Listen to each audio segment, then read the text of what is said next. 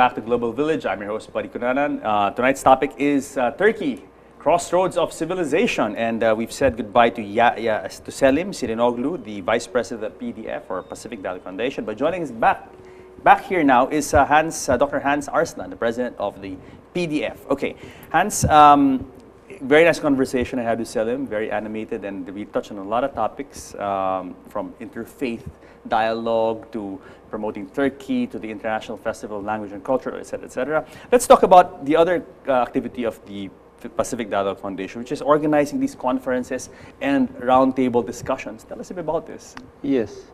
Since we found this foundation in 2014, our aim is to establish peace among the different denominations and cultures and religions. That is why, to emphasize this, to stress this, we have been organizing conferences, roundtable discussions, seminars, all around Philippines. So one of the most rampant topic nowadays is extremism, Islam, and combating extremism, cancer. We call it cancer because it is kinda about to metastasize in our body. That is why we have to really remove this extremism issue in our society. So in line with this, we have been going different universities like La Salle, UP, Ateneo, even PNPA, PMA, Camp Aguinaldo, Camp Magsaysay. Even just recently, I got a call from Cotabato, Holo. The battalions, the army people are inviting us to give a talk on this issue. To soldiers and officers. Yes, soldiers seeking our advice on this issue, because according to our understanding, Muslim cannot be terrorist, Christian cannot be terrorist, and terrorist cannot be Muslim or Christian. Yes. And whoever kills is not one of us. That is why we want to stress this, and we want to say that Islam have to be understood properly. So our religion never saying that killing others is allowed. Yes, and I'm glad you guys are doing this. 2 points. The first point is because there is that stereotype, and sadly, unfortunately, there is that stereotype that Islam is a religion that promotes violence or as you said, extremism and things like that, which is totally wrong. Yeah. Right?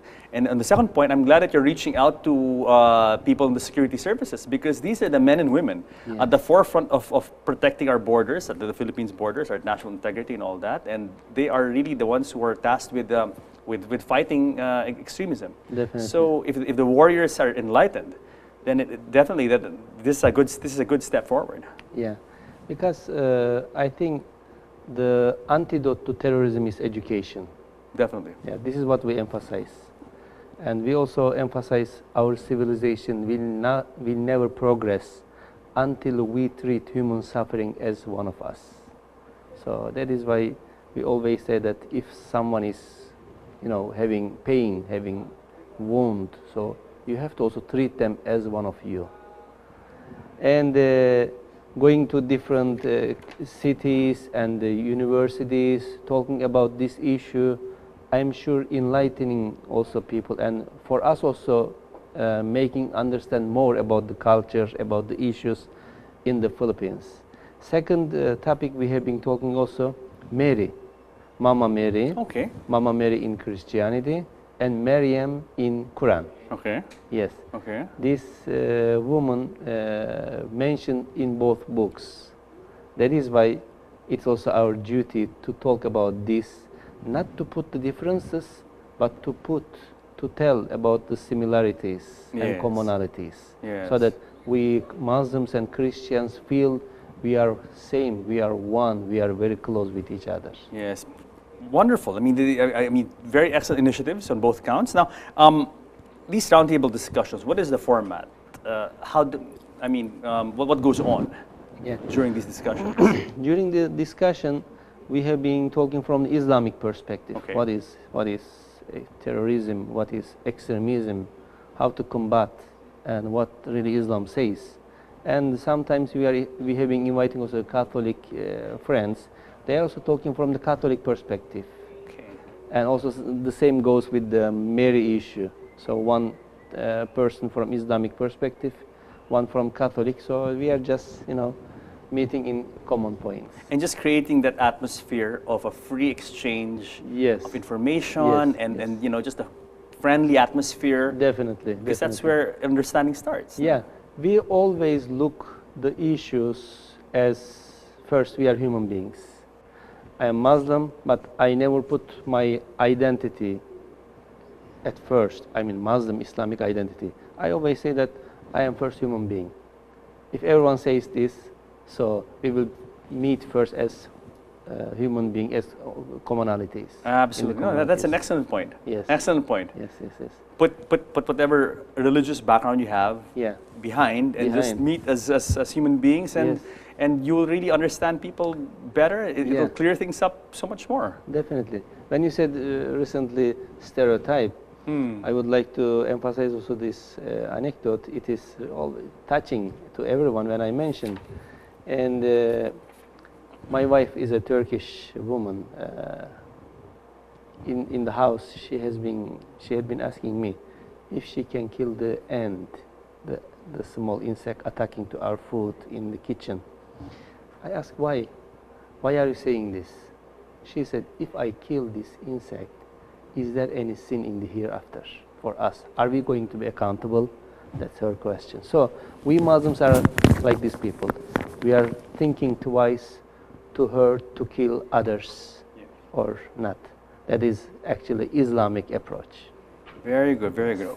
Hans, we have a few minutes to close. Tell us quickly about Hizmet and Mr. Fethullah Gulen. Yes. Hizmet is a transnational movement, a civil movement started by Fethullah Gulen, who is a cleric, lives in Pennsylvania in America. He is a self-exiled cleric. And he is influencing people all around the world to invest in education, in peace, and in dialogue. Because this world right now, especially third world countries, have three major problems: ignorance, conflict, and poverty. How are you going to fight against these three problems? Through education, through dialogue, and through maybe investing also to educational institutions. But our difference may be what Fethullah Gulen is influencing us and motivating us not to teach religion in the schools, but to teach universal values education, plus contemporary mathematics, science, and technology. Maybe that's our difference. Even in the Philippines, our sister foundation has some schools run by Muslims, but Christians studying. I think this is a unique example. And I understand in your schools that your partner organization, the schools that your partner organization runs and manages, I understand that no religion is taught. No religion is taught, yes. Just values classes, plus, as I said, math, science, we are teaching. So. Yeah, I think that really is the key, because you know I've seen a lot of things happen in this world, and really, in my experience and what I've seen, religion serves to divide. Yes. But if you put that aside for the moment, Yes, yes. not completely, but just put it in the back, and Yes. people will get along so much better. If you get religion as an ideology, it is divisive. If you get religion as an enlightenment, it is really unifying people. Bravo. Yes. Hans, before we go, would you like to say something to the audience? Well, we are really glad and happy, Buddy, inviting us to be here. Thank you very much. Thank you very much. So, more power to you and the Pacific Dialogue Foundation, and I wish you the best of luck in your endeavors.